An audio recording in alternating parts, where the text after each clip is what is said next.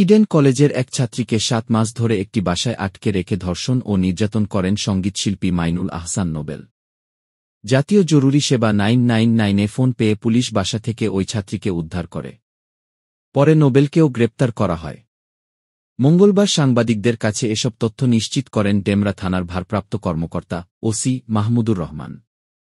তিনি জানান, সোমবার দিবাগত রাতে রাজধানীর ডেমরা এলাকা থেকে নোবেলকে গ্রেপ্তার করা হয়।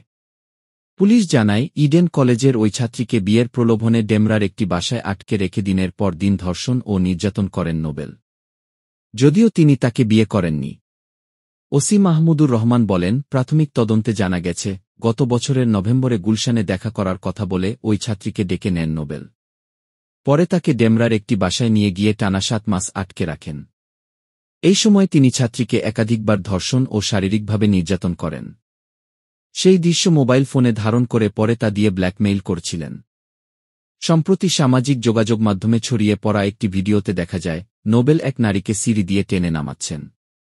ওসি জানান, ভিডিওতে দেখা যাওয়া নারী ভুক্তভোগী ছাত্রী। ভিডিওটি দেখার পর মেয়েটির বাবা-মা টাঙ্গাইল থেকে ঢাকায় এসে বিস্তারিত জানতে পারেন। পরে তারা 999-এ ফোন করে পুলিশের সহায়তা চান। সোমবার রাত 10টার দিকে ডেমরার একটি বাসায় অভিযান চালিয়ে পুলিশ ওই ছাত্রীকে উদ্ধার করে। তবে পুলিশের উপস্থিতি টের পেয়ে পালিয়ে যান নোবেল। পরে তথ্যপ্রযুক্তির সহায়তায় রাত 2টার দিকে তাকে ডেমরা এলাকা থেকেই গ্রেপ্তার করা হয়।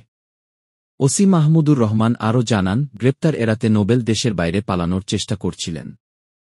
এজন্য তিনি একটি মাইক্রোবাস ভাড়া করেছিলেন। তবে পালানোর আগেই তাকে আটক করা সম্ভব হয়।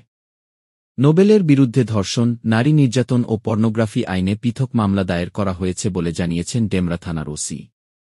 তিনি বলেন, ধর্ষণের ভিডিও ধারণ করে ব্ল্যাকমেইলের অভিযোগেও মামলা হয়েছে।